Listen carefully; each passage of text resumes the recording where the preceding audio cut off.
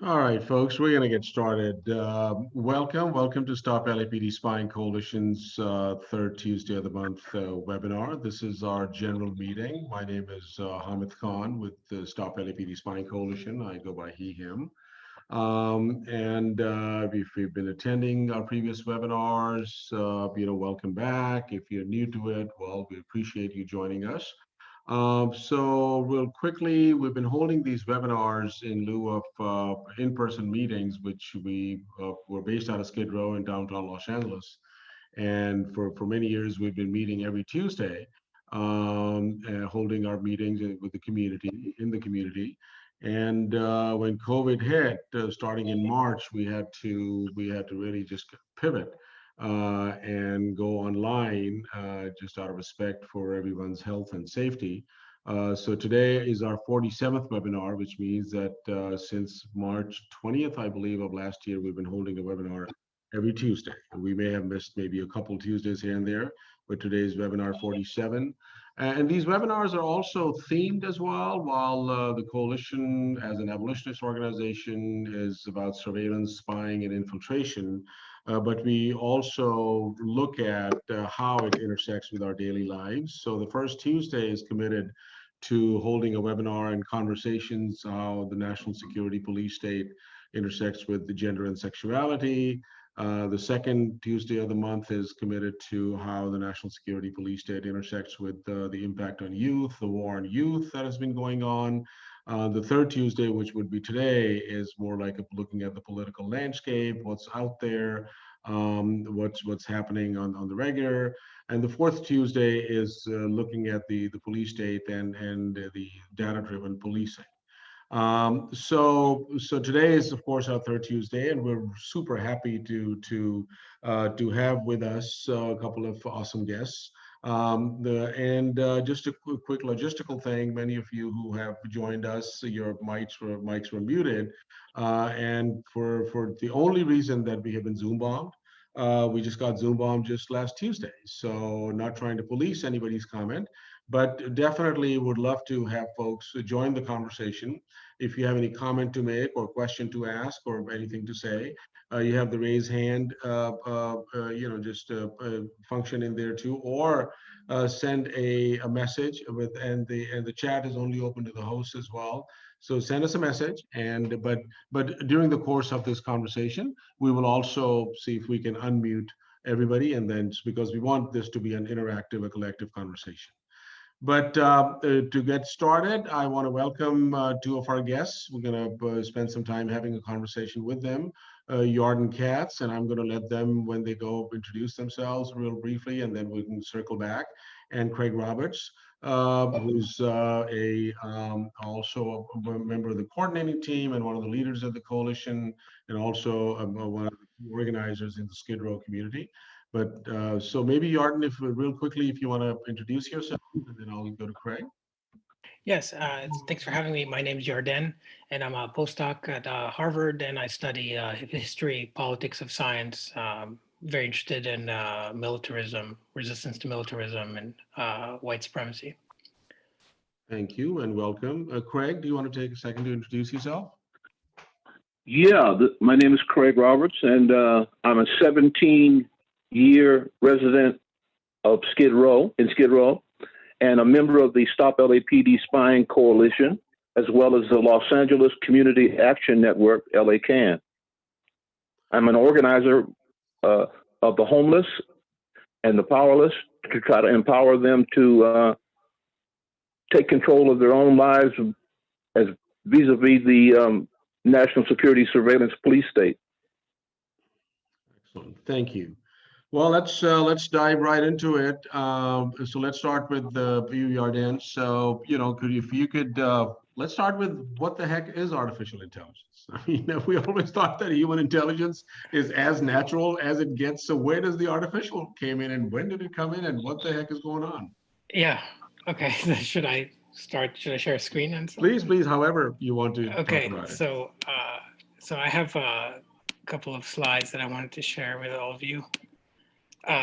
So thanks very much for having me. Just wanted to say I really admire the work that this group does.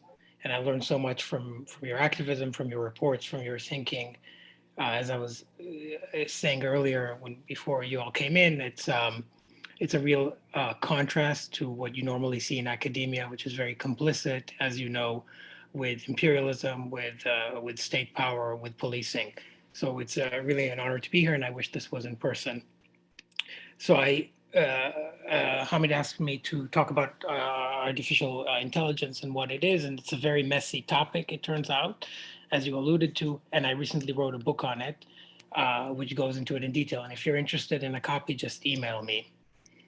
Um, so what is artificial intelligence? Let me just, is there a way to stop this buzzing? Does anybody know? I can turn it off. Yeah, I'll turn it off. Okay, great. I'm having technical.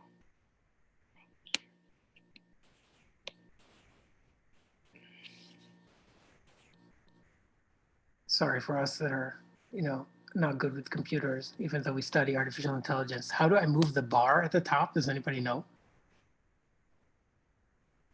So we don't see the bar, so we can see the title at the top. Okay, great, fantastic. Yeah. Okay, so what is artificial intelligence? It turns out this is a tricky question to answer because the concept has always been kind of nebulous and shifting and contradictory. And any decision can essentially be deemed, any decision made with a computer can be labeled AI in the right context. And my point is that this is kind of a feature, not a bug of the whole thing, that AI's shifting character has made it a very flexible vehicle for imperialist and capitalist projects. And historically, AI has also served as a kind of racial science, producing essentially models of human nature that reaffirm and elevate white male supremacy. And so my broader argument, and which you'll see throughout, is that AI as a concept and as a set of practices both serves a society based on white supremacy by serving its agendas, but that it also mimics kind of racial ideology and whiteness in form by being nebulous, shifting, yet always serving a basic set of imperialist and capitalist interests. And for this, I draw on the work of many writers about white supremacy, notably Cedric Robinson, who argued that racial regimes, like societies based on racial hierarchies, depend on what he called a makeshift patchwork. They draw on science when it's needed to say this group is better than that one. They draw on art, on mythology and fictions in order to justify exploitation and domination. And these racial regimes are dynamic things because they're constantly being contested by social movements and they have to adapt to changing conditions. So my point is that the regime of AI, if you will, is like whiteness, is like a racial regime in that it's a fiction that's always changing, but it has real and devastating consequences. So when I say it's a fiction, I'm not discounting the real effects. Okay, so let's go back to the beginning. The term AI was coined in 1956. The people who coined it were working in the military-industrial complex. It's a quintessentially Cold War product. It grew out of psychology and computing, which were both fields entangled with war and the projects of racialization through things like mental testing and IQ testing.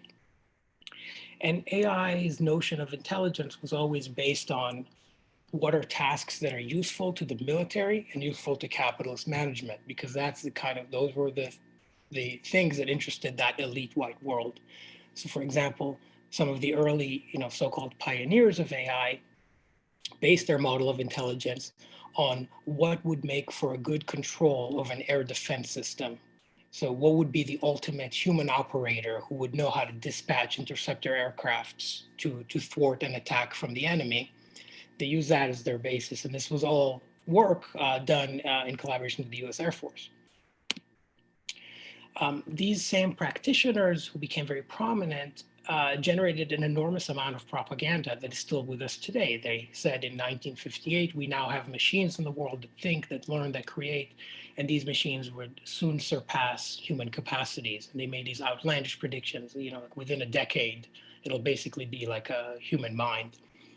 In reality, their notion of intelligence was, of course, extremely narrow, based on what's useful to the military or on narrow problem-solving tasks that their milieu sort of valued, like playing chess. And the empirical validation of these models were always based on these very select groups of kind of affluent, white male subjects. This circle of practitioners also, you can look at their work and you can see that they were always trying to order society, to rank it. They came up with models of ranking individuals, ranking societies, saying student is on top, then worker, then hippie. We have US culture, then French, then Chinese. And they always thought in these racialized hierarchical terms, much like other racial sciences like biology, like psychology. And so AI should be seen as part of that kind of racial science apparatus.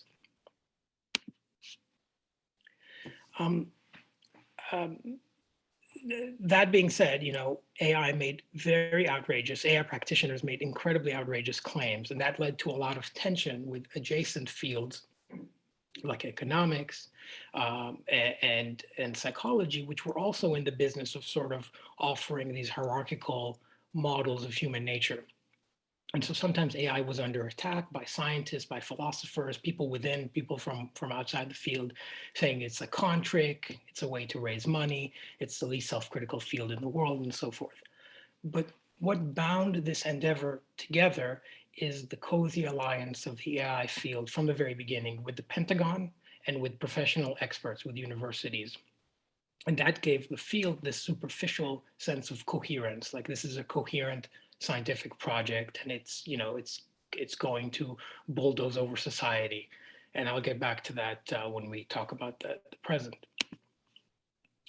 So AI practitioners, researchers allied themselves with empire by constantly reminding or saying that if we don't invest in AI, if we, the imperial, we do not invest in AI, we will lose our hegemony. So for instance, this is a book from very famous AI practitioners and a journalist in the 1980s that said, we have to invest in a national program for AI right now, because otherwise the Japanese are going to beat us. And they use this incredibly racist imagery and rhetoric to sort of drum up support from the political establishment. You can see here the cover of their book. You have this Japanese feminine figure colonizing the body of Libertas, which is, standing here for kind of like the Western white woman. And so AI was presented as like this, masculine force that's going to defend the purity of the white woman. And it's rehashing all of these horribly racist tropes about Asian Americans, about generally racist tropes from the history of white supremacy. And this has been a constant theme. So sort of, we need to do this, otherwise the Japanese, otherwise the Chinese, otherwise whoever will take away our global superpower. In addition, AI has also served as a kind of pretext and vehicle for neoliberal agendas and for economic projects of restructuring society. So from the very early days, AI was referred to as a kind of super slave, literally referred to as a slave that would basically free all of us from human labor by generating wealth, and it would do all the things that we don't want to do and more. But in order to unleash that power, we would have to basically neoliberalize society. So for example, we shouldn't cut taxes for corporations because that would hurt innovation and that would hurt AI and so forth. And so a lot of times AI is just a pretext for those very familiar neoliberal agendas. And there's a whole slew of books that basically do this. It's like Milton Friedman, with the packaging being AI. Okay, so as I mentioned at the outset, these kinds of racial regimes and racial ideologies have to adapt to resistance and to changing times. And so I want to talk about one recent adaptation of AI in our present moment. So in the mid 2010s, roughly, the term AI sort of reappeared again in the mainstream in a major way, unlike ever before, I would say.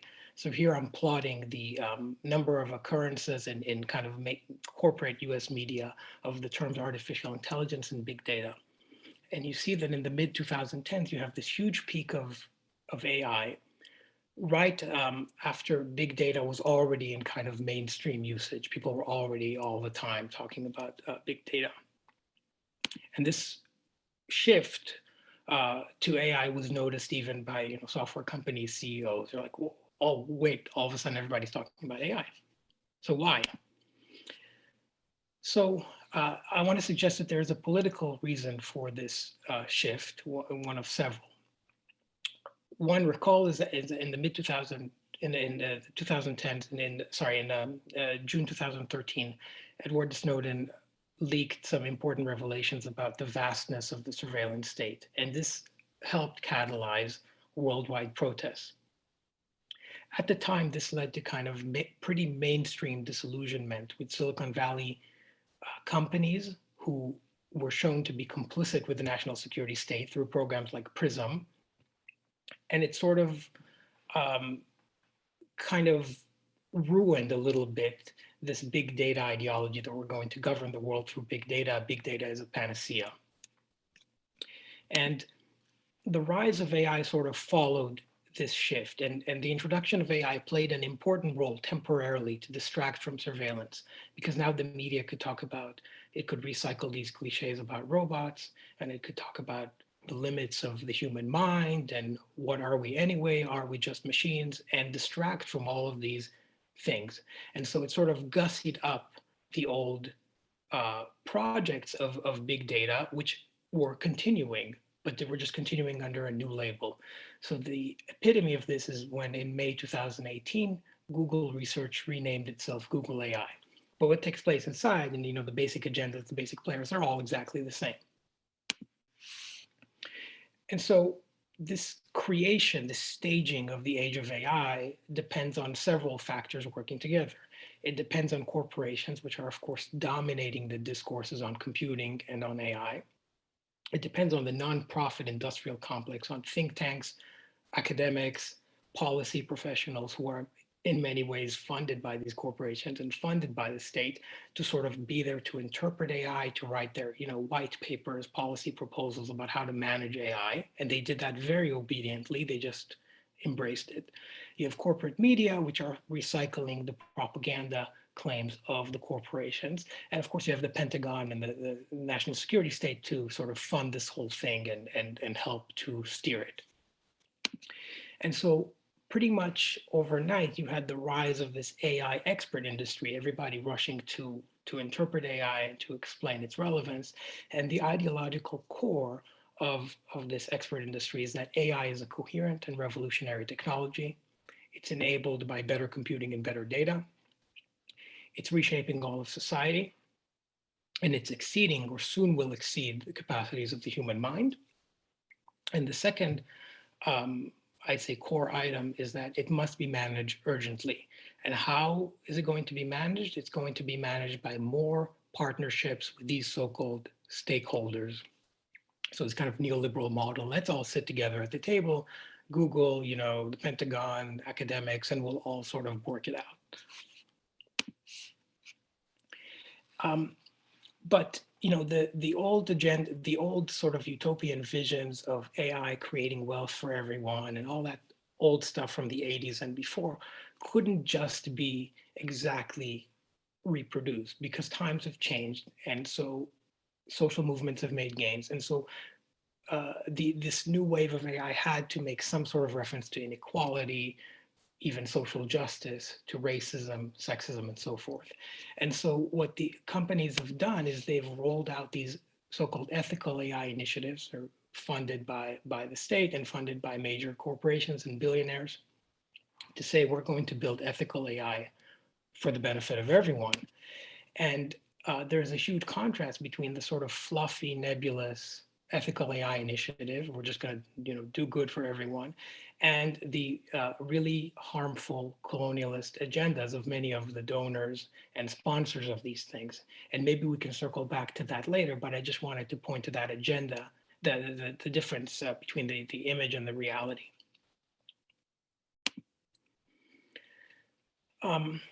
This AI industry, again, because of the gains made by social movements, I would say also had to have a kind of progressive wing. So you still have the, the Pentagon, experts going around saying we need AI to defeat China, but you also have a front that is sort of apparently more tuned to issues of social justice. So for instance, there's this project called Gender Shades, which tried to claim that AI is biased in terms of race and gender. And what these researchers did is that they measured the bias for, say, the misrecognition, I would say, of, let's say, photographs of Black women in the software of various companies like Microsoft and Google and so forth.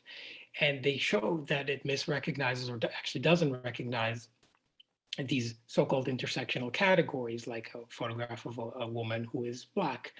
And it called for correcting this bias. And so even though it framed things as a social justice project, sort of invoking concepts like intersectionality, in practice, it offers a really concrete way to extend the carceral eye, to include in your set of recognized photographs Black women, but to do it all with a kind of progressive veneer. And this work was funded by corporations like Microsoft. Unsurprisingly, corporations and governments have embraced this bias framework completely. So, for instance, Google has preyed on Black folks in Atlanta in the name of collecting, more racially diverse data sets for their products. Similarly, in the West Bank, in Palestine, an Israeli company backed by Microsoft has claimed that they're making great strides in making their product less biased in terms of race and gender. So this bias framework obviously doesn't challenge the carceral state. Nonetheless, the establishment and the kind of the nonprofits in this space had to adapt to a real social movement, which was saying, we don't want this facial recognition crap here. We want to ban it altogether. And so the experts then had to change their tune. And so there was some support for the ban, but I want to point out that this only goes so far. So prominent nonprofits like the EFF, for instance, Electronic Frontier Foundation, said, oh, we are concerned about the so-called amplification of carceral bias, but they still cling on to this idea of emerging technologies like AI and the need to promote innovation. They, of course, don't name or challenge the prison industrial complex, and they leave it all up at the end of the day to individual rights and privacy laws. So this is just, quintessential liberalism. The other point I want to make is that this so-called, progressive wing of the corporate academic AI expert industry also does the bidding of its sponsors. So for instance, AI Now, which is a think tank that is funded by Google and Microsoft, their founder went on social media praising Microsoft for its decision to ostensibly not sell facial recognition software to police. But this was just a publicity stunt because Microsoft, of course, has a whole suite of prison management software, of policing software, which it sells to police departments all around the world, not just in the US. And it's deeply involved with the Israeli army, with Israeli police, and so forth. And so this was just a PR tactic in a way for Microsoft to essentially use its nonprofit wings to shame its competitors like Palantir, as if Palantir is bad, but Microsoft is somehow noble. And so that's the kind of work we get from this corporate-backed academic discourse on AI. Okay, so just to conclude, and we can circle back to some of these topics later if there's time, AI, like white supremacy itself, is adapted to fit new times. That's a testament to the strengths of social movements on the one hand, and it's also a testament to the cleverness and to the clever rhetoric that this nonprofit industrial complex and the state and corporations come up with. And so even though the AI as a whole, the whole apparatus of it is still serving the same imperial and capitalist agendas, it comes in new forms. And That's why we get this proliferation of what I would call distractions about ethical AI, the bias of AI, algorithmic justice, algorithmic accountability, even though at the end of the day, AI doesn't throw someone in prison, the police does. And the violence comes from the institutions of our society and people who are in it, not from inert computational objects. And so these are all basically diversions and distractions, different labels for the same problematic structures. And so when you hear AI, I think it's good to ask, how is white supremacy sort of reshaping itself this time? So thank you. I hope I didn't go on too long.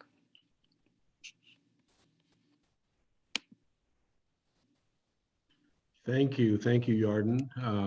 That was definitely very informative, and appreciate just the directness, and thank you for calling out the nonprofit industrial complex, the academia. So in a sense, also this whole issue of how we're looking at this artificial whiteness, that a nebulous, as you said, an idea, just kind of pulling out of there as a construct to claim that supremacy as well. So I'm going to open it up real quickly to see if someone has a question of what we see before we go to Craig, and they can message me or raise their hand, or maybe we can hold the questions for later. So a lot there. So once again, thank you for your work, and the book that you've written, Artificial Whiteness. So Craig, listening to all of this, let's talk about it. Like how are our folks on the street, and how do you think it's figuring in Skid Row, and what does it mean to folks? Yeah, it's interesting that AI is kind of a nebulous term, as Mr. Katz points out, that as we as organizers see on the street every day in Skid Row and throughout the city, we see that over-policing, we see pseudosciences like predictive policing and hotspots and all these supposed abilities of computers to objectify policing and control. But to make a couple of points, 2 or 3 points of contextual analysis, I'd like to start with how we in the coalition became abolitionists, and that's from doing our work in the community. We in the coalition have become abolitionists because of the realization that the whole system of governance and control, including capitalism, is a body that is rotten to the core, a body which cannot be healed or recuperated, but only buried, i.e. abolished. And that the beating heart of this body is white supremacy. This view, and of course, puts us directly at odds with liberal reformers. And more specifically on the pseudoscience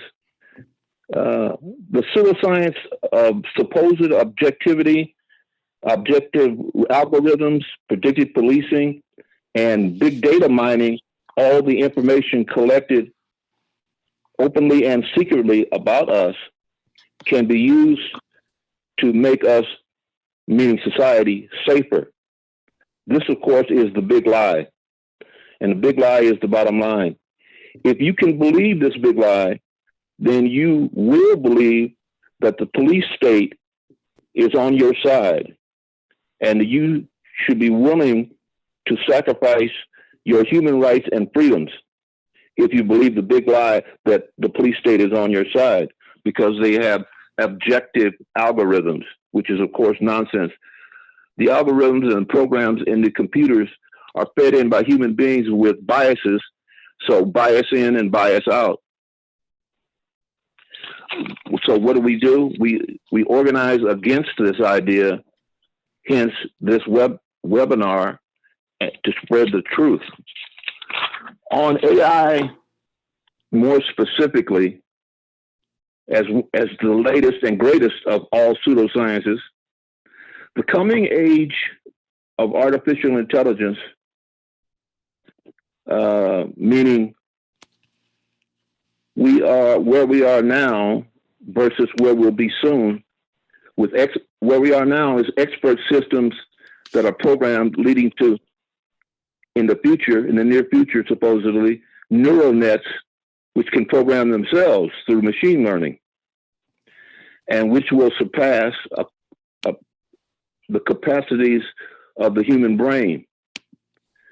If this is true, it is an obvious threat to human culture in general. But my point is that it will be first married to the power and purposes of those who develop it and promote it, i.e., male white supremacist power structures. We, the other, quote unquote, will be the guinea pigs that it will first be used on.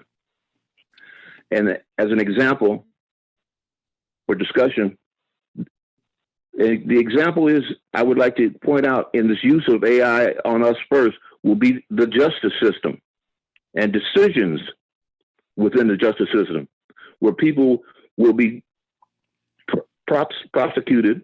I almost said persecuted, which would be a more apt term, will be prosecuted by decisions based on, quote unquote, objective artificial intelligence.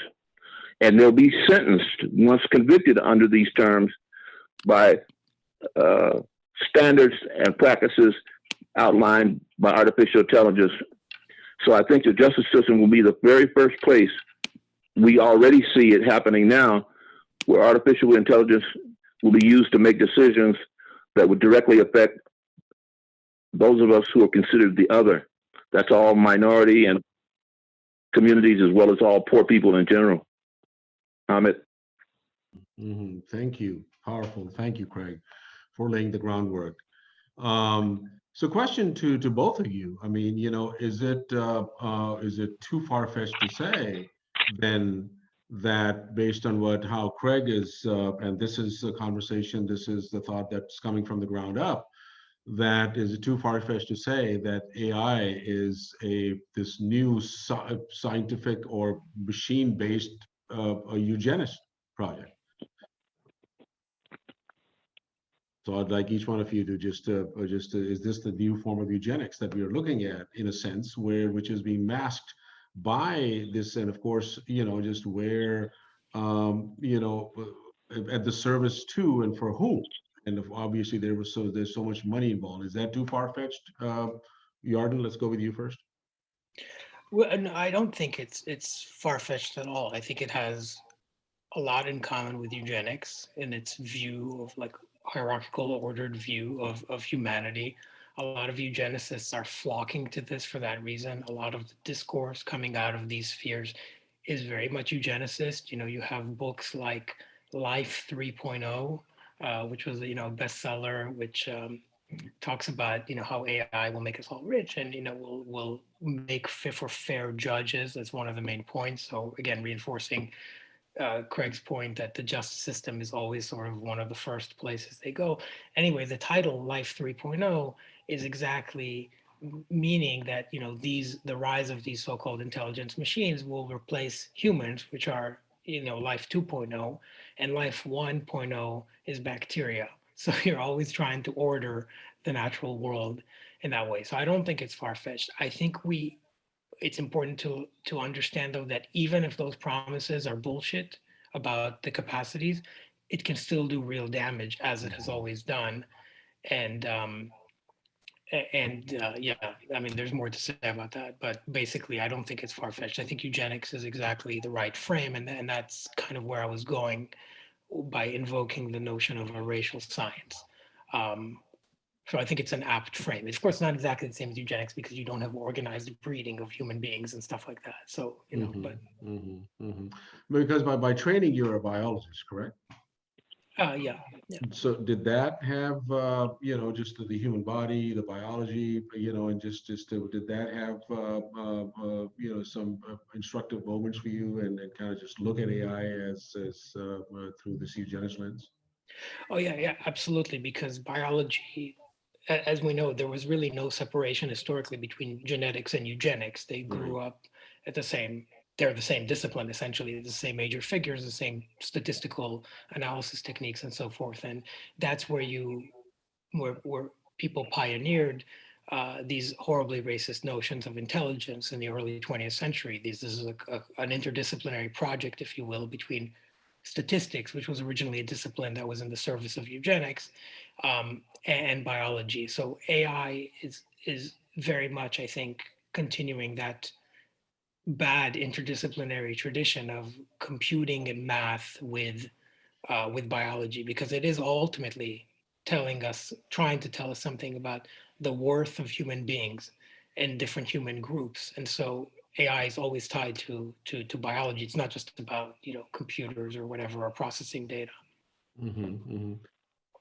So Craig, what is for the longest time, obviously, and this thought just with my last comment with Yarden, made me think about like how the whole construct of IQ, the intelligence quotient, has been thrown at us, and how these various hierarchies of intelligence have been created. And here we are, so we've seen eugenics, we've seen this advent of, and obviously the bell curve, and social scientists have written extensively around it and claimed it, Charles Murray and various other people. So in a sense, how do we then bring this conversation to the communities, Craig, or is there a conversation going on about this? Well, it's a great question, and it should, of course, be brought to the community through organizing and explaining to people its direct effect on their lives. But first, I'd like to totally agree with your point and Yarden's point about eugenics. It is it is in not it is not AI is not in the tradition of eugenics. It is merely a continuation of it. It's a direct continuation of the whole idea of hierarchical categories, IQs, intelligence connected to race and racial identity.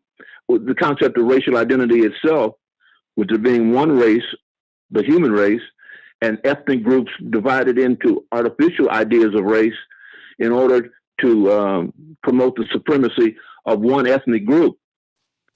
Um, it's interesting to note that when we think of eugenics, we think of Nazi Germany in a broad populist cultural sense. But it is interesting to note that eugenics starts in American academia and then moves to the Nazis. But actually, the whole idea and concept started at the frontier of quote unquote frontier of science in American academia. Thank you.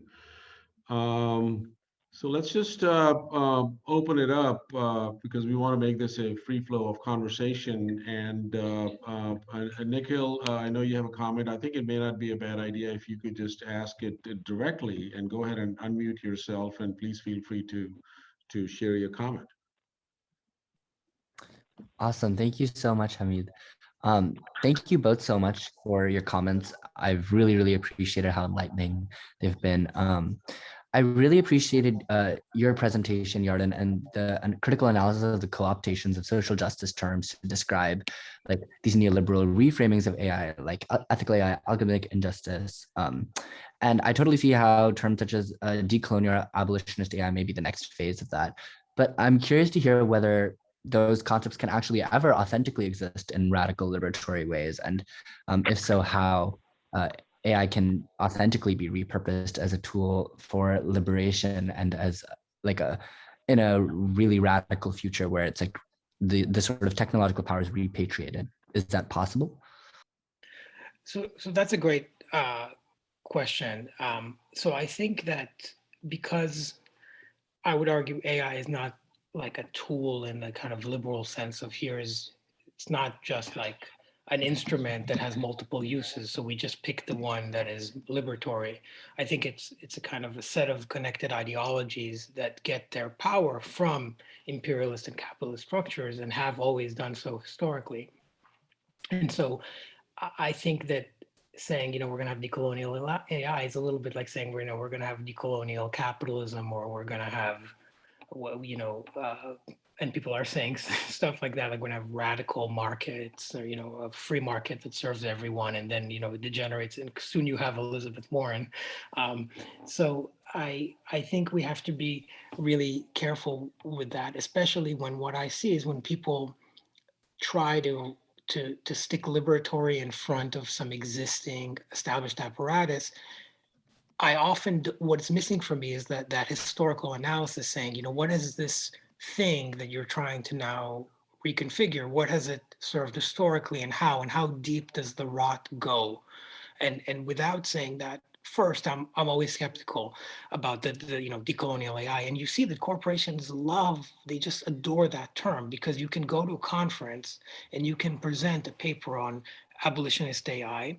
You can be funded by Microsoft to do that work, and they'll love it as long as you don't question the basic sort of agenda and political economy of these companies. So you can't say, well, Microsoft is profiteering from agribusiness and, exerting colonial influence over farmers in, India, Brazil, et cetera. You can't say Microsoft is serving the Israeli army and giving its cloud platform to Israeli police. As long as you don't say that and you stay with these abstractions like decolonial AI, you can cite radical thinkers, you can cite Frantz Fanon, you can cite all these people, and it won't actually challenge their bottom line. If anything, it'll just enhance the progressive veneer that they're trying to build.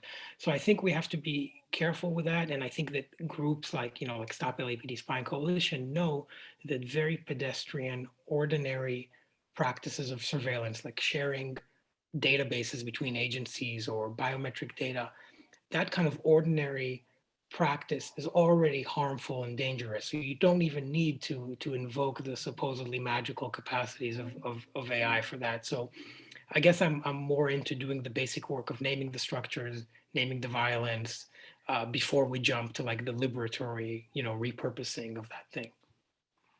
Sorry for the long-winded answer. Thank you. Go ahead, Charles, if you want to unmute yourself. Great. Yeah, thanks, Hamid, and thanks, Yarden and Craig, for your fantastic presentations. By way of introduction, I'm a grad student at Caltech and an organizer with Socialists of Caltech. And a lot of our activity actually has to do with like, sort of direct actions targeting, recruiters that have extant sort of police and military ties, particularly in the tech sphere. And also, like Hamid, I appreciated that you drew the connection to eugenics in your sort of first set of questions, because another like really active strand of our activity recently has been forcing a reckoning with Caltech's own very extensive, legacy in promoting eugenics. And so, yeah, I was vibing very hard basically with everything that y'all said. And yeah, I guess I sort of have one comment and one question. The comment is, it seems like a lot of the more sort of like out there speculations about like ethical AI or about like, the possibilities of a malevolent AI are coming out of the same place of sort of like, like introspective white settler paranoia, as for example, like alien invasion narratives, where there's this idea that like a superior being comes onto the scene, whether it's like a more technologically sophisticated alien civilization, or like an AI of our own creation that like outstrips all of our abilities, and essentially puts people, right, which is to say like what sort of the white settler establishment itself, in the same position that they put colonized people under. That seems to be like a common strand there. And like from that standpoint, I find it very telling that like one of the main sort of funders of this kind of research into ethical AI is none other than Elon Musk, who, whose inherited fortune was literally based on, emerald mining in apartheid South Africa. And the question that I had, I guess, was inspired by one of your slides, Yarden, particularly the one about Timnit Gebru's work at Google, about sort of facial recognition, algorithms and the sort of racial bias encoded therein, and sort of the limitations of that as a critique, right? The fact that eliminating that bias would in fact be extending, that kind of carceral gaze, or expanding it, right, to specific demographics like Black women in particular. And I guess the question I had was, Timnit Gebru's firing by Google recently was one of the main grievances cited in, the announcement of the formation of the Alphabet Workers Union. And, it was kind of like part of a long string of, sort of labor actions at Google/Alphabet that, had sort of, an overall progressive kind of like social justice orientation to them, right? Earlier, I think they were targeting like, a DoD contract, for example, that Google was thinking of bidding for. But, I guess my question for you is, do you think that there are sort of essential limitations to that model of like worker organizing within these big tech companies like Google? Like, do you think there's any place for like a more radical analysis that goes beyond the envelope of just, sort of correcting biases or imposing sort of like, regulations at some higher level, as opposed to sort of banning, the use of certain technologies outright, or directly sort of fighting them, right, in a truly sort of insurgent way, or do you think that there is, at least the nucleus of some sort of like more radical potential in something like the Alphabet Workers Union? Yeah, you're raising so many fantastic things. Just to say, I agree with all of your first part about colonial narratives and the white fear of being relegated to the fate of colonized people, and all these tropes come up in AI discourses, and I tried to capture that in the book. To your point about Gebru and this so-called tech left, just a minor point. This was when Gebru was at Microsoft. It was before she went to Google, but I think it's not surprising that this kind of limited sort of bias framework would come out of that world, because it is the corporate academic sphere, and corporations generally don't fund their own demise, and like people who worked in that space, share so much in form and in values with the companies that are sponsoring them. So it's, in that sense, it's not surprising. The question of organizing, I have to say, what I'm about to say is very much a minority view, and I get a lot of flack for it. So for what it's worth, I think this so-called tech left thing and the term tech worker is very misleading and has real limitations. And so first of all, let's begin with this term, tech worker. For you, we're using tech, so we're basically equating all of technology with this like very narrow set of computing practices that are very recent. Tech worker doesn't apply. A plumber is not a tech worker, even though I'd prefer to have a toilet than have some new app. Okay, so there's that issue, and then it masquerades as like tech worker is everyone from programmers who make 200K plus at Google, and apparently, the cafeteria workers that are serving them, and the people who are annotating data in the Philippines for Facebook. And so it's basically trying to gloss over different class interests and lumping it all under this, tech worker uprising. If you look at the actual work of these tech workers, some of it is good, protesting a contract with the DoD, but the analysis is just like so naive. Google does so many other nefarious things that are far worse than, Project Maven, and you single it out like it's some sort of exception, and then you make a big media buzz. A lot of the time, the corporation just, they break Project Maven, so what? They do a bazillion other horrible things that are not even on the radar of these tech workers.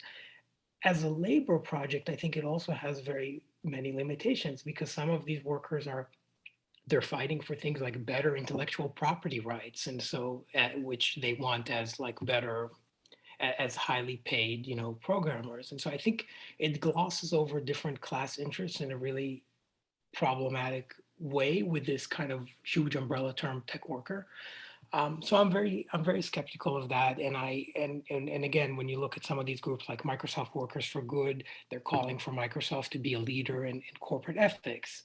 Okay, well, I'm not going to be on board with that, and I don't care if they get slightly better conditions as programmers or whatever, or they want to feel good by ending a Pentagon contract. I think there's real limitations there, I would say. And if I can just have another point, I think it's really important to think about the structures, the nonprofit structures and their limitations.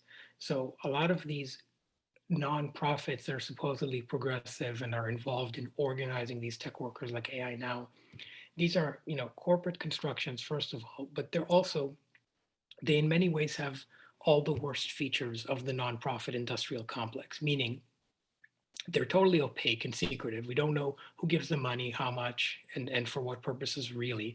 Some of them are not even a 501c3. Not that 501c3 is something to aspire to, but you can't even do the basic testing. They have no community that they're accountable to, right? So they're the only people that they're accountable to are essentially their boards, which consist of elite, ruling class members who are members of these corporations, and their funders. And so you can't expect that world to generate something that is, liberatory, if I can use that term, because they're not accountable to anyone. They're not working on behalf of any community. They're not working from within a community, right? Their only concern, really, or the way they're evaluated, is the production of reports and media buzz and so forth. So I think, part of the limitations of the critique come out of the flawed structure that they're in, these nonprofit structures. Before I go to Jalen, I have a comment somebody made for Craig that let me just see where this comment went. So, in a sense, Craig, to summarize this,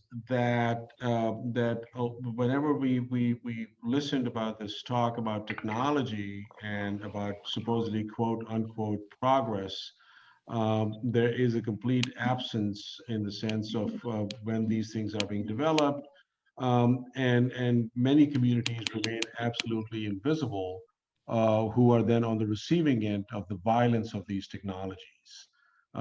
So yeah, I mean, I think I'm just kind of paraphrasing the comment, but do you have any thoughts about that? Yeah, I agree with that. And I agree with the idea that one of the problems with supposed quote unquote tech workers rising up within a company whose entire business model is surveillance capitalism, in which the person using the service is actually the product, because it's based on information about them, is a corporatization of a phenomenon we see at the street level in organizing all the time, where all of our information that's openly gathered or secretly gathered is aggregated to police state functions in order to control us.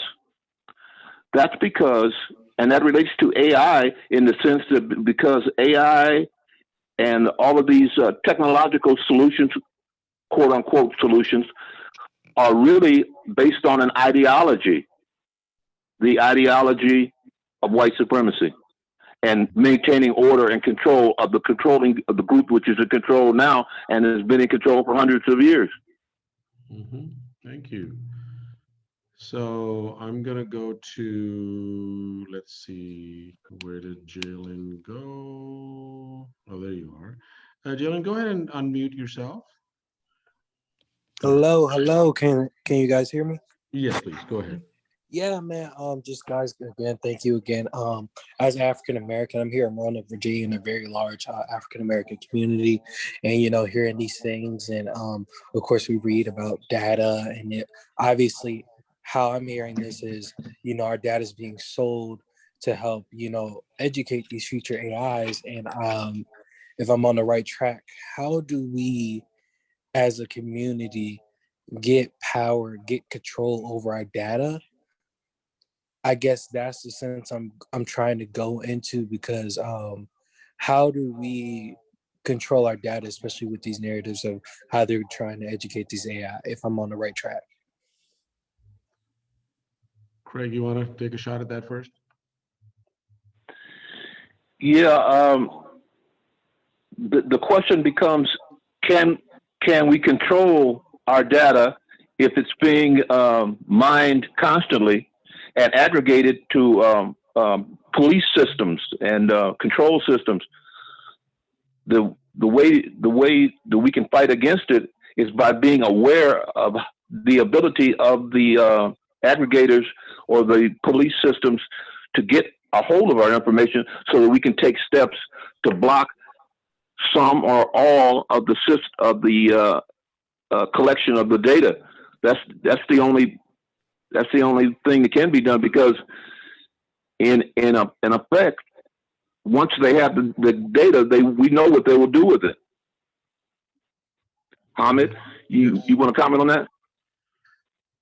Oh, I have much to say about that. I mean, I think because quite frankly, almost kind of on this as data abolitionists, pretty much, or almost data abolitionists, I think for Stop LAPD Spying Coalition, the question really becomes that where is our fight? Because ultimately, data becomes representative of the communities rather than the community's real history and their own stories, which should be the real truth. So I think we continue to end up, and not to say that the coalition has not used data to prove a point as well, to drive a point home. But I think the datification of our lives, that we have become so sort of absorbed by that, that there's a presumption that only if we control our own data, things can change. Only if we were in charge, things can change. And maybe in a minute I'll show about the graph that we have, the stalker state, by which we even feel that that it's not even mathematically possible to do that. So why, where even with everything else, and I'm reminded by Jamie as well about this whole thing about techno solutionism, that we are constantly looking for techno solutionism, and I think this is something that we need to really be fighting back as well. Great point. Yeah, so I am going to go to Khadija, Khadija, go ahead and unmute yourself. Hi, Hamid. Thank you so much for giving me a chance to answer a question. I've really enjoyed listening to this. And one of the reasons I thought that this call was so important, and shout out to Alejandro for inviting me, is because these socio-technical systems really are not legible to the broader community that's trying to do social justice work. And I really loved what the algorithm ecology, I can hear myself talking. Is that everybody? Or that's just me? No, you're good. See if I take off my headphones. I really love the algorithmic ecology that Free Radicals and Stop LAPD Spying did when they were using Predpol, and they were predicting that hotspots would be within Skid Row, and then found that it was on the outer perimeter, because you're seeing new forms of enclosure. Because a lot of times, if you're somebody that's experiencing state violence through policing or through human services, child services, like algorithms can feel very abstract. And a lot of these systems are invisibilized in the way that Yarden indicated in the beginning, similar to white supremacy. But I just want to complicate this narrative a little bit, because I think sometimes when something is new, the way that like discourses travel through one domain to another, it can seem like there's like this very authoritative narrative. And I just think that a lot of these things are very complicated, and sometimes it's hard to parse when we begin from the ideology. And I really think that where this conversation, just in general, like our communities need to go, is to understand how these technical systems on the level of like infrastructure affordances are even reproducing these kind of forms of ideology and new modes of social control and surveillance. And I just wanted to say about the tech worker organizing, I think there's a huge problem with the funding structure, and I'm very happy to call out the neoliberalism. And I have very similar concerns about like the Gender Shades Project and the idea that the problem with facial recognition is that it's not accurate at predicting Black faces, and therefore we should make it better, able to predict Black faces. I think that's really problematic. But on the flip side, I guess maybe I'm more optimistic about tech worker organizing, because while like the political radicalism of tech engineers who are getting 250 to 500,000 plus salaries annually might be bounded, I think that the idea with the alphabet unionizing whatever its limitations in practice are coming from not necessarily worried about their own precarity, but figuring out how do we actually mitigate the harms of these technologies. And Google's doing lots of terrible things, but if we are complicit in making autonomous weapons, that is terrible. And I think we can look at things like Mi Gente's No Tech for ICE project and see when it has been really successful at pushing people to cease and desist. But I think that the biggest limitations to those conversations is that ultimately a true radical grassroots movement is not going to come from within, upper middle class computer science engineers. But the only way to have that real solidarity is that there has to be much more dialogue, not just about the downstream effects of these technologies, but how these technologies actually work. And I think that the question that you asked about data, Hamid, is an important one. But I think that even getting more basic than that, like how is this data even getting collected? What is the data that we want to have? What are the systems that we have the right to refuse? And then how do we actually see these systems? Because if there was a brick and mortar wall that went to surround the perimeter of Skid Row, people would riot. And because it's algorithms, because it's something that's more visibilized, there's not the same resistance. So anyway, that was like a series of thoughts, but I just wanted to share that to kind of think about. Thank you, Khadija, for that comment. So also have a question, and I believe that you sort of addressed that around the Project Maven, but from Kyle, that how do you, for Yarden, that how do you read Google employees walking out for Project Maven? Can someone ethically do machine learning research in the context of a company like Google? Yeah. Well, I just want to say I agree with many of the things that Khadija said, and I have an issue with the premise of the question, because it's like putting it at the level of an individual. Can somebody be ethical while working at Google? I think anybody who's working for a corporation or a university. I work for Harvard, which is like one of the is more evil than Google, probably, because it's been around much longer and it's done far worse things.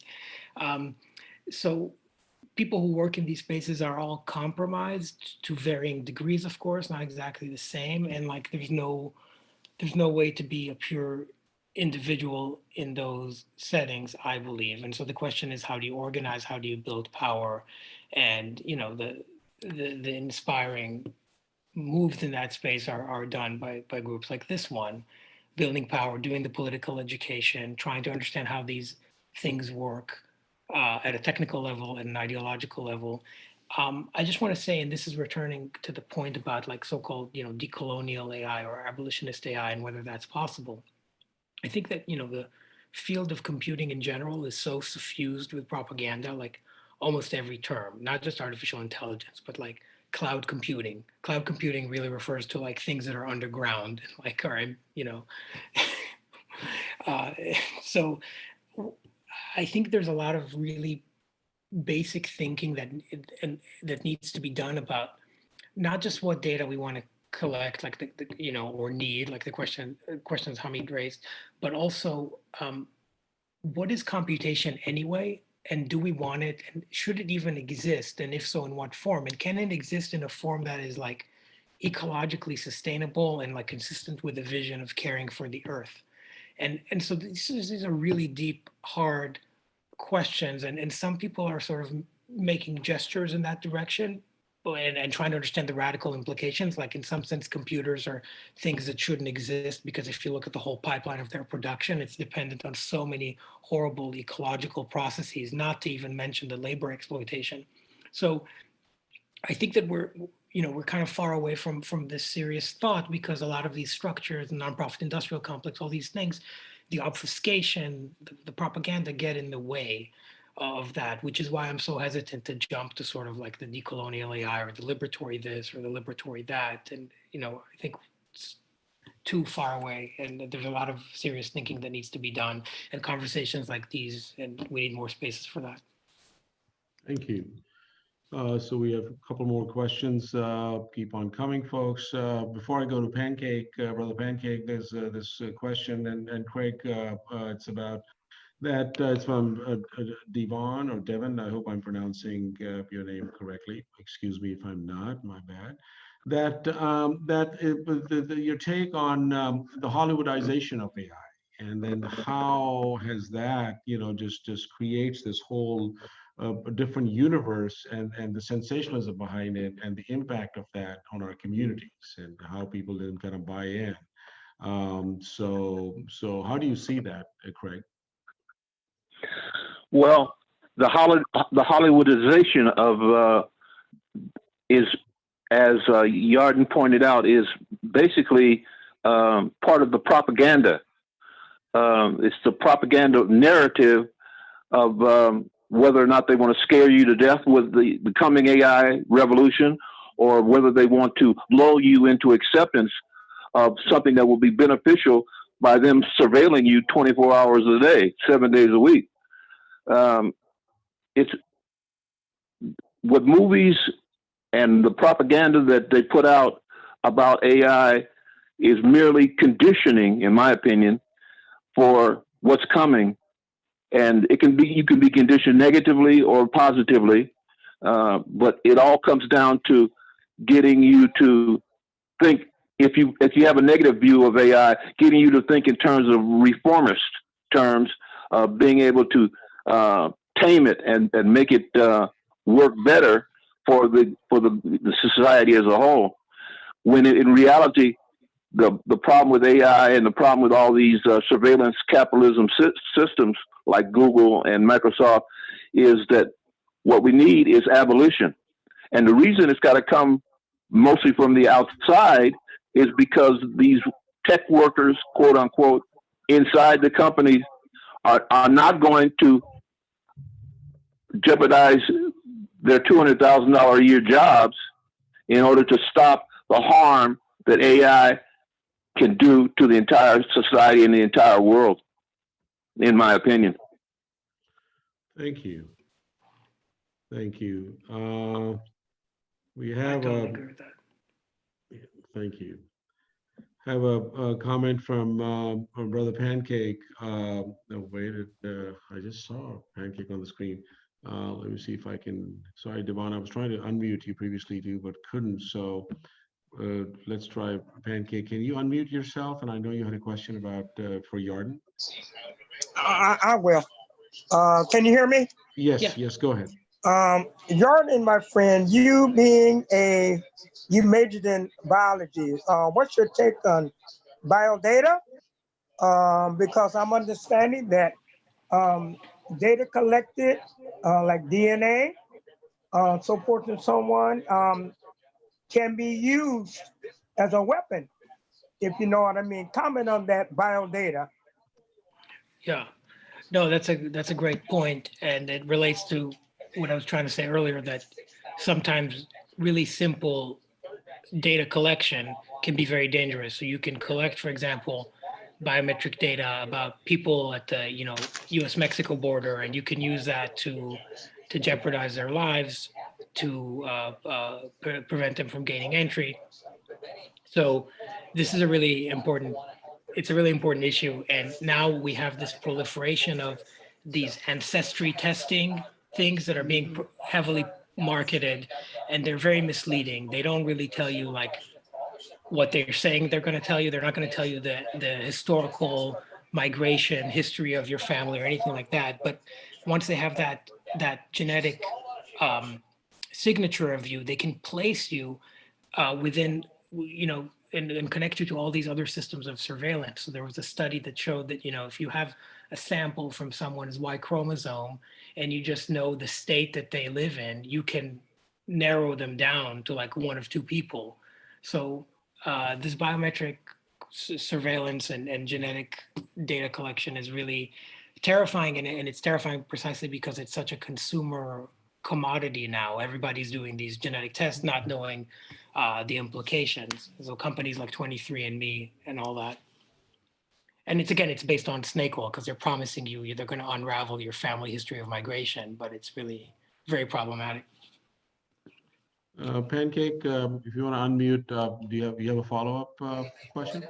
I just made a comment about, you kind of made a statement, IQ versus AI. It's very scary, and I look at HR, like sci-fi, robots replacing humans, and it's a trip, man. And it's good to shed light on what artificial intelligence is all about. It really does. So I appreciate your take on all this. Thank you. Thank you. All right. Okay, but Jamie, you had a question. Go ahead and unmute yourself. You've unmuted. Yeah, sorry, I was late to this conversation. Super awesome and really appreciate it. So, I had another question, just the take on genomic surveillance and kind of the technological solutions that are being sensationalized and propagated by, internationally, nationally, the WHO in regards to containment of the pandemic right now. And looking at these large infrastructures that are being built with like de-identified data in regards to, trying to identify variants of the COVID virus. So just kind of wanted to get your take on that, because we're kind of looking at that and the expansion of water waste surveillance and digital surveillance and sensory data that they're using and trying to build this out, even though I don't think they're probably going to be, they're not that great at it.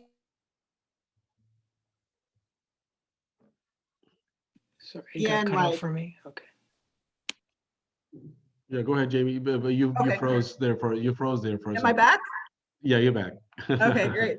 So, and then just thinking about that, because I'm a nurse, so it's interesting how this is being very like the solution, right? Contain, control the virus, very state kind of punitive way to go about things. And it obfuscates the whole fact that the real resolution of the pandemic comes from what social justice movements have always been saying, housing, food, bread, water, like that's what we need to be safe. So I don't know if you've looked a little bit into that, but I'd be interested to just hear Craig, your thoughts, and then your thoughts as well, Yarden. Thank you. Craig? Yeah. Mm-hmm. Yeah.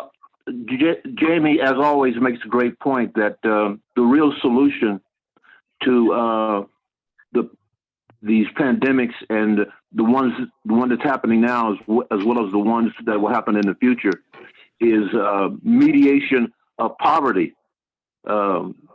Stopping homelessness, stopping food deprivation, and organizing in order to get more control of our own narrative as well as our own data, and empowering the people at the grassroots or street level to do what is necessary to protect themselves.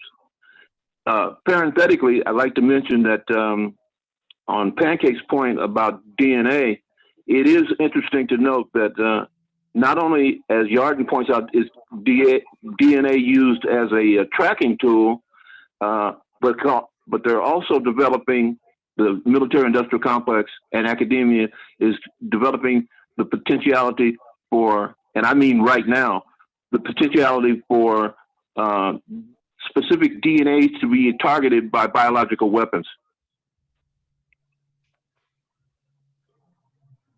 Yarden?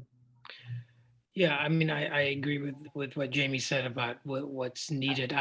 You kind of froze for a minute, so I'm not sure I understood the connection, the point about surveillance and COVID, if I heard correctly. So maybe you can say a little bit more about that. Otherwise, I mean, I agree with the rest of what you said, and I don't have much to add to that. Jamie, do you want to follow up with that real quickly? Yeah, I mean, if it's okay, sorry about freezing. So no, because it's just what's being established right now is genomic surveillance, right, and vaccination, right? So they kind of together are establishing borders and boundaries and kind of identifying data of locale. The de-identified data that comes from the person that they collected the virus sample from is all metadata of location, gender, basic stuff like that of where Sure. you're at and who you are.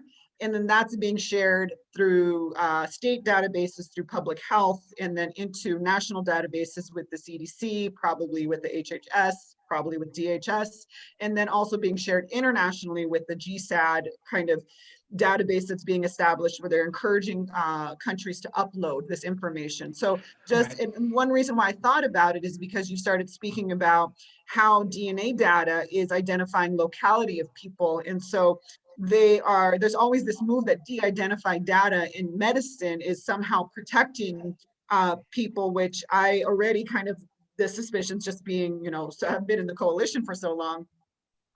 No, not that, that's not the case. So Right. not only is it like creating this space for the national securities police state to kind of expand and have more information to legitimize its containing of you, but it's like the sensationalized like solution. Like if Yeah. we just amp this up, the pandemic will go away, when like, just like Craig was saying, like, nah, like we need housing, that we need people in shelter, we need people to be able to shelter in place. And so I just Yeah. don't know if folks are talking about this right now in the landscape right now.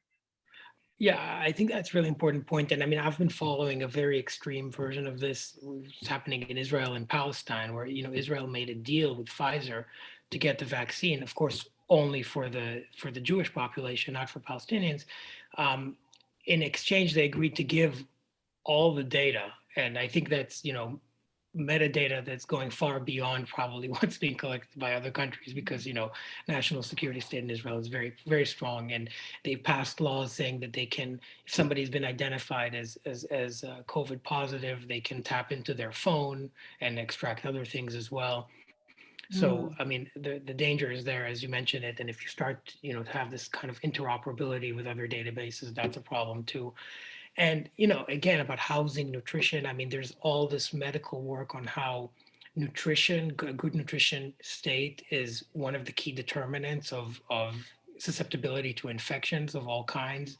And people forget that. And I think that now there's a lot of like tech solutionism around vaccines. I mean, vaccines are great. People should take vaccines.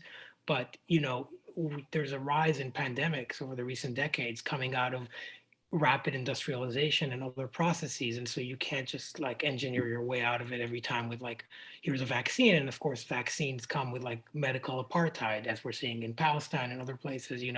Some countries, I have friends in Algeria, they're not going to get the vaccine until whatever 2024. I mean, it's horrible. It's like talking about eugenics. I mean, that's exactly that. Who's going to live and who's going to die. Great. Thank you. Thank you. Chela, go ahead and unmute yourself. Yeah, and on top of that, Jamie, I loved what you said. I love you. Hi, Jamie. And hey, Craig.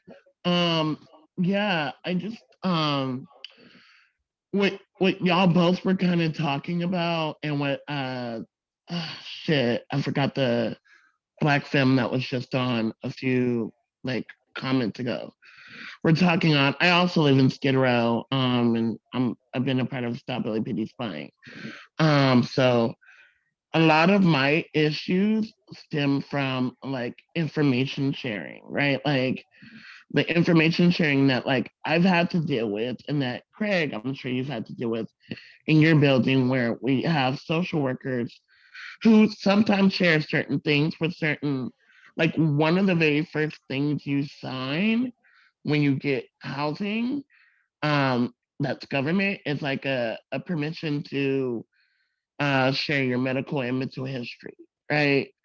And so I'm also thinking about that, and also that along with uh, as soon as Jamie started talking about it, it made me think of, thank you, the vulnerability index, which is this big ass system that the county of LA uses to determine, quote unquote, who needs a home, pretty much, who needs a home faster. And it's like, no, y'all not. Y'all just trying to like fucking surveil us and like figure this shit out and like, you know, come up with new tactics to kill us. So I was just gonna say that to and add that to your point, Jamie. That's all I wanted to say. Thank you, Chella. Definitely a great point. So, so that we're going to wrap this part of our for today's webinar. But before we do that, I just want to open it up for both Yarden and Craig for any closing comments. But before we do that, I just want to read a comment from Tom Tech that this centralized society allows this technology and the fascism it supports to run rampant. Equality will come with decentralization, and it helps to disable their ability to control people with technology. It doesn't create equality, it will allow it if we work toward it. Thank you for that comment. I want to thank both Yarden and Craig for really kind of just just having this awesome conversation. But before we let you all go, and you're welcome to stay for the rest of it because we want to speak about what happened today. Out there with the lawsuit and everything else, and I'm going to pass it on to Shakir in a minute. But Yarden and Craig, I know you got to rush out, but any closing comment from you? Yeah, I wanted to ask Yarden a question, if that's possible. Sure, please go ahead. Yeah, it was. My question was basically, has there been about your book? Has there been any pushback from other academics or reviewers or feedback from readers about them saying that your history of the development of artificial intelligence may be correct? But are they pushing back and saying by any chance that they don't accept the idea that it's somehow white? The pushback that I've gotten is some of that, but also, I would share this with this group. I wouldn't say it publicly yet. Has been from these corporate-backed think tanks that are supposedly progressive, like AI Now, accusing me of defamation, and they've written to my publishers, to my editors who published my book, saying this is defamatory and trying to bully them into stopping the book from being published. So because the screenshots were leaked to them. So I've gotten that kind of pushback from people who depend on having their progressive reputation being untainted so that they can raise a lot of grants and maneuver this nonprofit industrial world. And then some people say whiteness and AI, what are you talking about? This is a technological force. I mean, there's a lot of that. I've gotten a lot of that, for sure. And what is whiteness anyway? Whiteness is just something some pinko commies made up. Yeah, I can imagine you've been characterized as a extremist leftist, right? That would be a nice term. Nice. Yarden, any other thought you want to close? I'm just really thankful for the work that you do. As I said, I find it so inspiring. I'm thankful for this conversation. I admire what you do. And I think that, really practicing abolition and an abolitionist process is really desperately needed in general, and especially in this space. So I'm, grateful to you, and I learned so much from your work. So keep doing it. Don't cave in. Thank you. I know you won't. No, we're all. Are you kidding me? Like, just there's people that we see on the screen that they're all fierce. So, so absolutely. But thank you for making the time and enlightening us. So today we've actually filed a lawsuit against the Los Angeles Police Department and the city of Los Angeles. And I'm going to pass it on to Shakir, my comrade, and who's also one of the attorneys on our legal team as well. But Shakir, go ahead. Do you want to talk about that? And also, if you want to talk about some of the defund surveillance demands. Oh, wait a minute.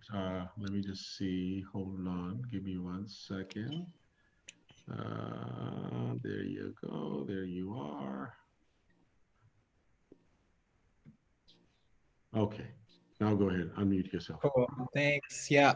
And yeah, thank you, Craig and Yarden, for that. All of that. That was amazing. I learned a lot, and I've been taking a lot of notes.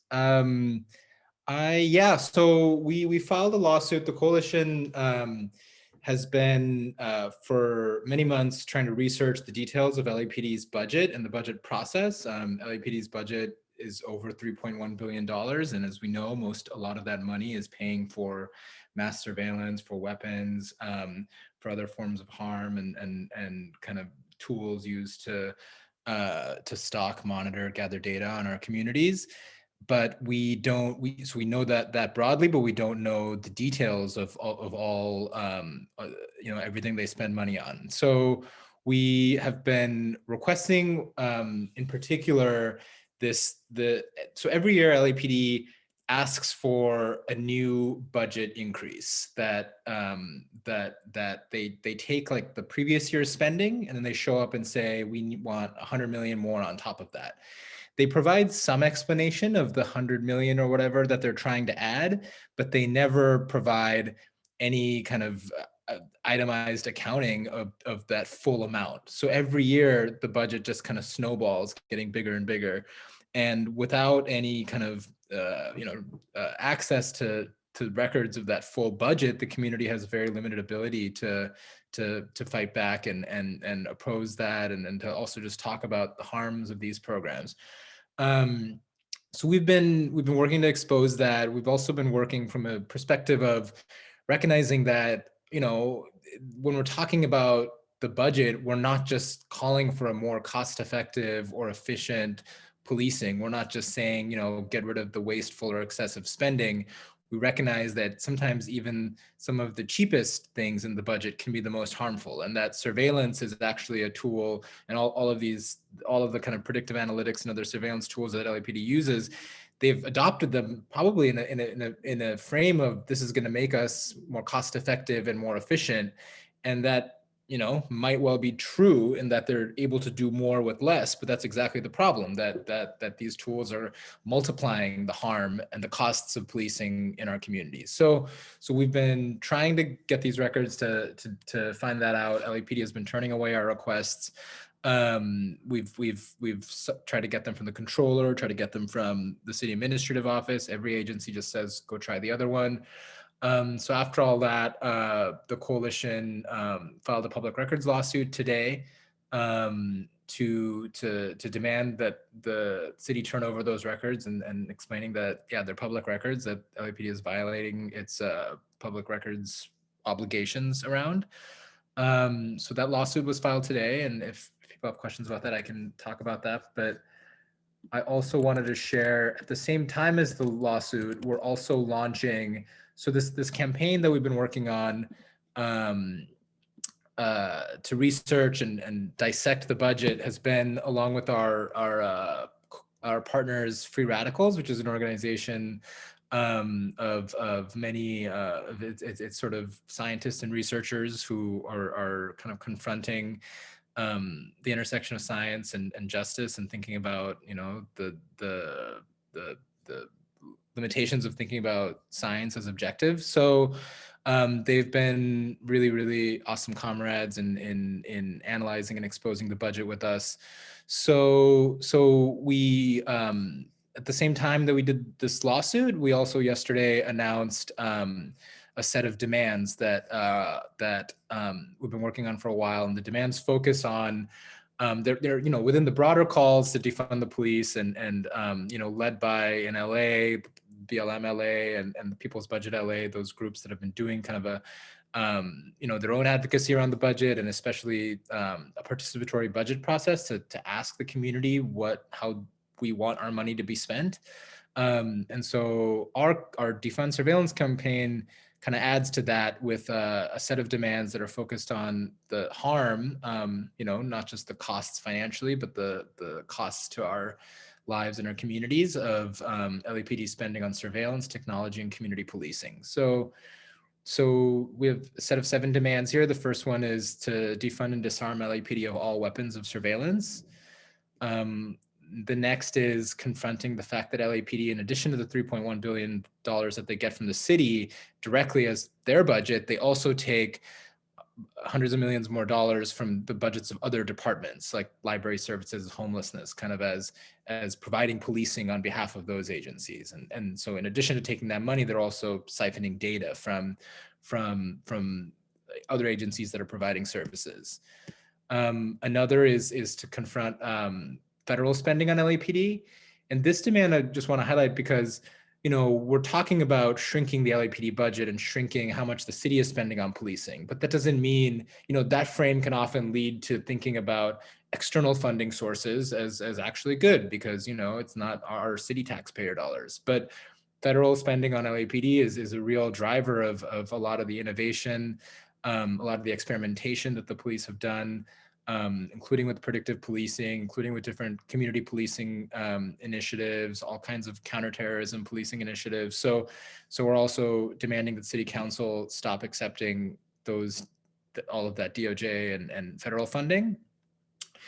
Next is about the Community Safety Partnerships Program, which is a community policing initiative that has been around for about a decade and was expanded this summer. Kind of the city used the uprising as a way to kind of, you know, announce that, okay, in response, we're going to be expanding this community policing initiative beyond just a kind of experiment to a whole bureau. And so the problems with community safety partnerships is one, that it's a form of surveillance, that it's embedding police in targeted communities where they're collecting data, they're mapping kind of community networks, who knows who, they're kind of getting close to a lot of social service providers and other groups. In that way, it's kind of a form of counterinsurgency is the way we think about it, that they are inserting themselves into trying to pacify kind of dissent or questioning of the police. They're kind of propping up the idea that everything that these communities get are going to come through policing. And so specifically in that way, you know, even funds and resources that could be going to community services or social programs are being kind of earmarked for social programs, but delivered by LAPD as the provider of those programs. And most of that funding for that actually is but then just paying for LAPD officers to be in communities, surveilling them and infiltrating and causing harm, doing kind of, you know, broken windows, quality of life arrests, just doing what they do all the time.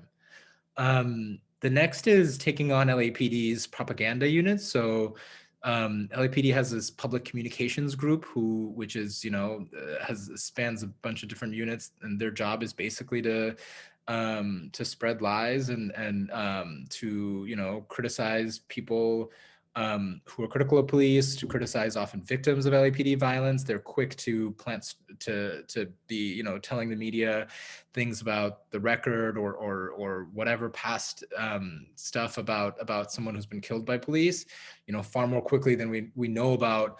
When a police killing happens, we will often know very little about the police who did it or really what happened, but we'll really quickly know about, you know, the person's record or something that someone in their family did. And so we're calling to abolish those units and, you know, that they should have no money. The next is taking on the Police Commission, which is the civilian oversight board of the LAPD, which is an absolutely useless body that sits to primarily just rubber stamp everything that the police want to do.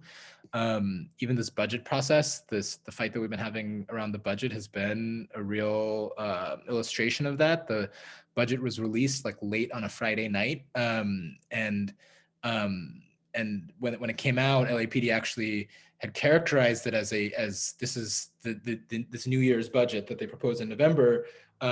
Even though that budget is $106 million increase over last year, they tried to characterize it as a $29 million reduction just by kind of moving around numbers. The community brought that to the attention of the police commission, mobilized, asked the police commission to at least just delay the vote on it. But just 2 days after the budget went to the police commission, they voted to approve it. And that's, again, it's the largest budget. It's the largest police budget in city history. And there was, after everything this summer, after, in a moment when the city is facing record revenue shortfalls, I think $750 million revenue shortfall, the police commission just votes this thing through. So ending this body is crucial to taking on the rest of the violence that LAPD is driving in our city.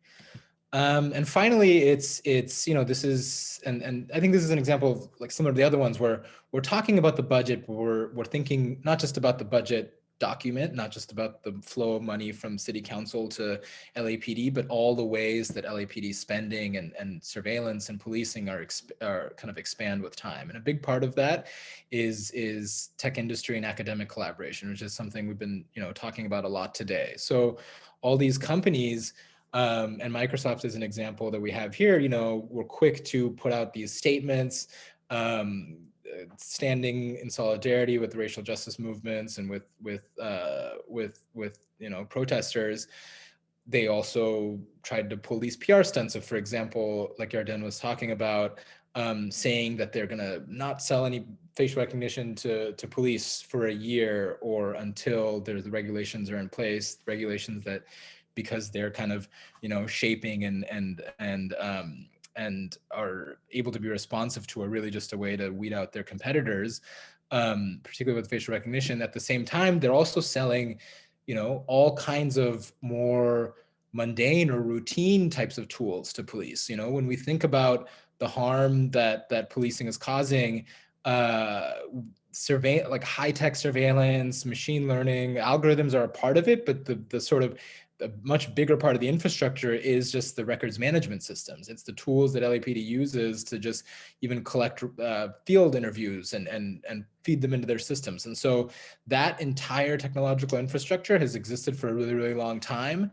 And just simply focusing on the Palantir or the facial recognition is missing the much broader and deeper and much more harmful role that a lot of these Microsoft, IBM, HP, Motorola, these companies have. Likewise for academic institutions, a lot of LAPD's kind of worst experiments and most harmful practices were developed as research or studies with academic institutions that includes academic research into the community safety partnerships program as seeing the efficacy of this community policing program, or research into to verifying or promoting LAPD's predictive policing initiatives. So this academic complicity is deep, and it shows up in a lot of different forms. There's the research, there's vouching, there's just even like kind of legitimizing the concepts and ideologies of predictive policing. And so we're calling on these institutions that kind of pretend to stand with communities to actually do that and end their complicity with police. So yeah, Thank you, Shakir. Any questions or comments either about the demands or the lawsuit?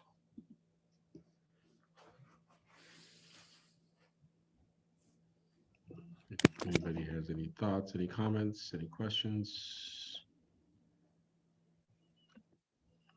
A lot of appreciation. Well, thank you. Cool. Yeah, Tom, go ahead. I hear you want to unmute. Go ahead, try to unmute. All right.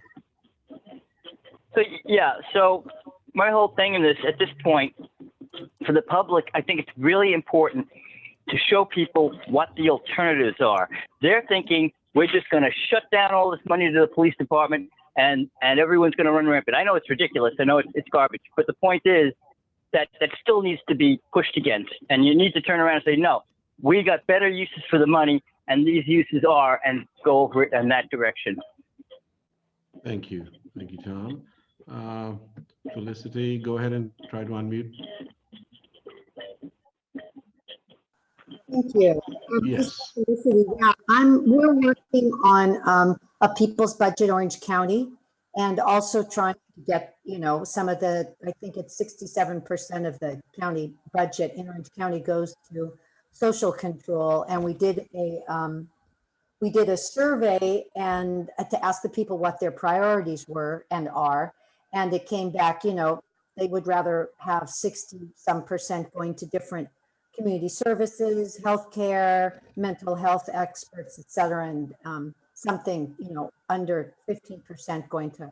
So I'm really interested in this, the slideshow you just presented. It's really complete. Can we find it on, is there a website or is it on the Stop LAPD Spying website?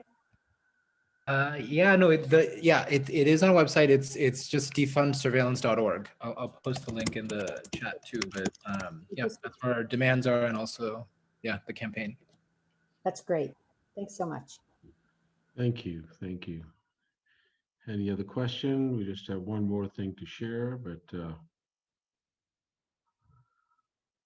cool. Well, thank you, Shakir, and we're going to keep folks posted as things progress as to where things are. But there's a dedicated group that meets every Sunday at 4 o'clock. The Stop LAPD Spying and our partners, Free Radicals, looking at this defund surveillance, doing a deep dive, and just in a sense that how do you starve the beast? How do you take their money away, and how do you kind of just take their resources? The next, I wanted to really quickly go that, and this conversation came out that many a times people have talked to us about digital security and about infiltration and in a sense, just like as these meetings are always open, we don't ask people to register, of course, like because of Zoom bombing, trying to keep, making sure that the integrity of the conversation is there and we're respectful of folks. Similarly, always had open door which was always our in-person meeting in Skid Row at LA Can's Freedom Room. So in a sense, we had a conversation and people have asked us like, so what are the best ways that you engage in digital security? And we were like, we don't really. We still use Google Docs, we use Gmail. I mean, these are just modes of communication. Yes, these are all evil companies and all of that, but yet at the same time, like, okay, until we are able to, and the goal really is to make sure that everybody is accessible, so we don't get into these high-tech sort of like just PGPs, and none of us, I don't even know what that means, of people having their own keys and everything else. But what we do very clearly is what are our values and what are our principles, and how do we uphold those principles, and what does it mean to us? So we wanted to then, with much love and so much respect for baby anarchists who are, and some of the folks are part of our coordinating team as well. So today we're releasing a zine on our grassroots principles, and this is, and I'm going to post this link on the website as in chat as well. So it's both printable version and online version as well. So this is so these grassroots self-defense principles, a bunch of organizations and individuals, this was a labor of a whole folks coming together. This was back in January of 2017. And so we posted that on our website, and now we have a zine. So we will be popularizing these as well and turn this into a pop-ed material. So starting off with Asada, that is and Asada's call to us and challenge to all of us. The first thing being that grassroots community self-defense is a labor of love. It's about collective liberation. It's principles grounded in collective liberation. The power is within our communities, and it's not with state and federal government or profit-driven war and warmongering corporations. That's another one of our principles as well. An injury to one is an injury to all, that we shall not tolerate any abuse, oppression, or repression. We must fight together with marginalized communities to abolish all systems of oppression. Then moving on to fundamental needs and rights, from the land to the people. Every being has fundamental needs and rights. We honor the sacredness of life when we fight to ensure everyone's basic necessities are met. Our struggles are interconnected. We collectively recognize that movements centered around race, class, gender, sexuality, nation, and disability are inseparable and intertwined. Our struggles against racism in the US are inherently connected to liberation movements around the world, such as the struggle against Zionist apartheid and genocide of the Palestinian people. We have commitment to Black liberation, that we must confront our personal and our community's anti-Blackness in the fight for Black liberation.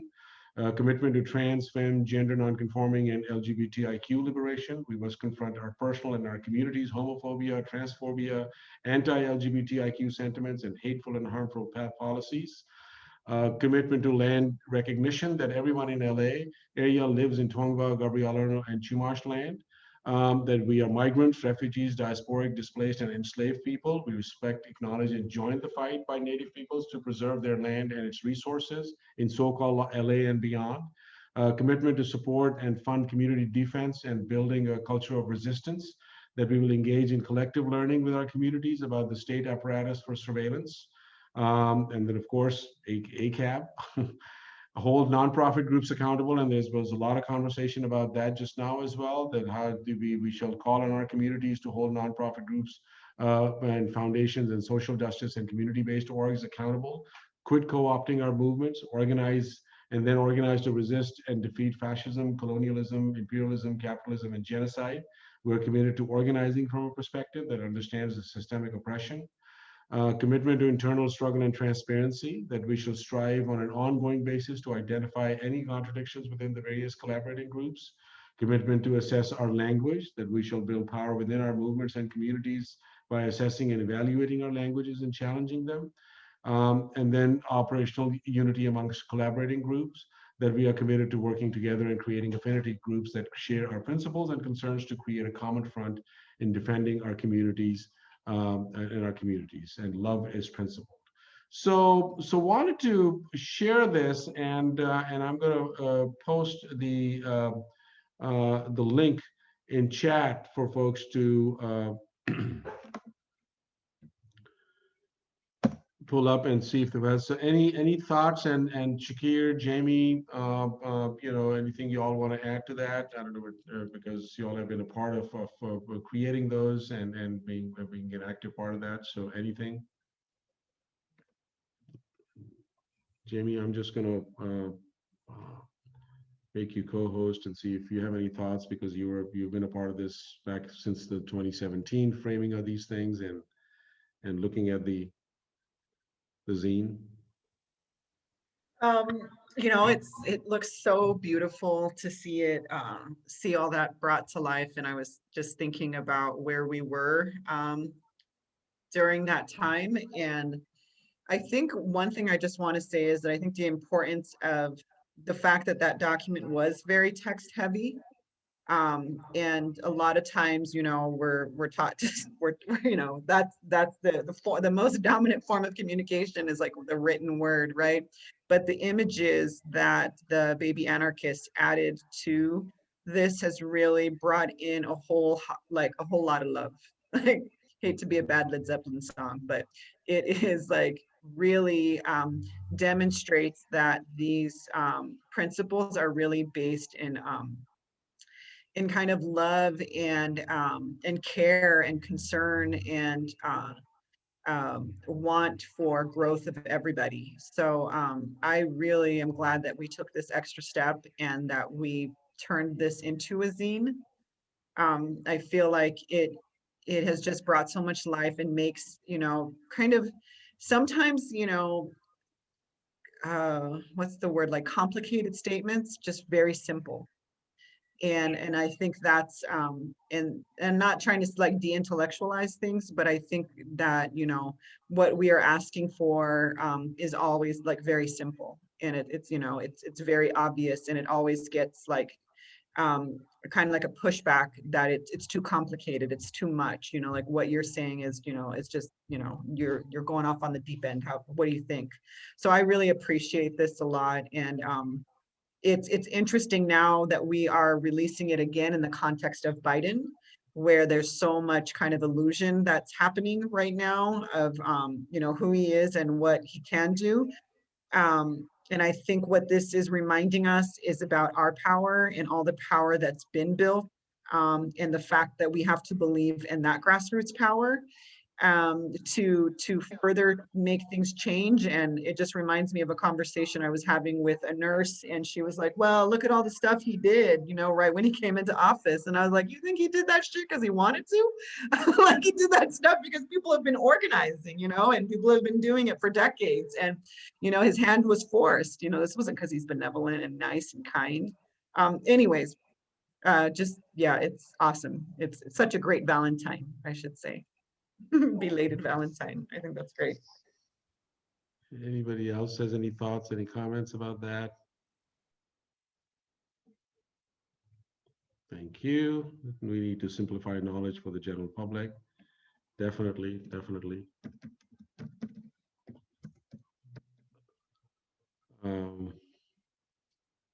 Any other thoughts? Cool. Well, that brings us to the end of our third Tuesday webinar. Sydney, you wanted to get some information. I just posted Pre-Rad's handles if you want to message them.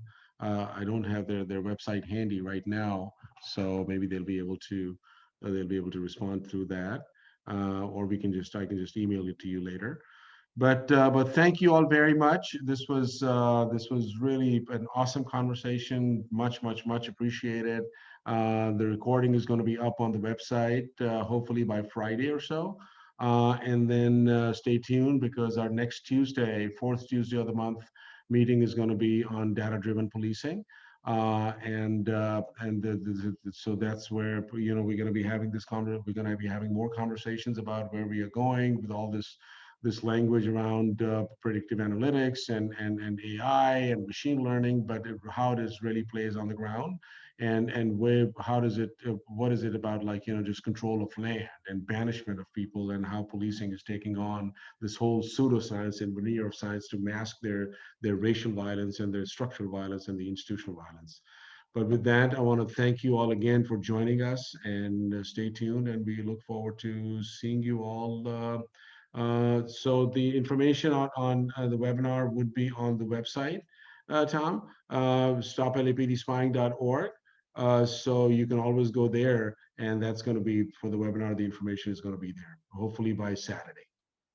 Okay, so thank you all very much, and look forward to seeing you next Tuesday. Have a good night and be safe. Bye-bye.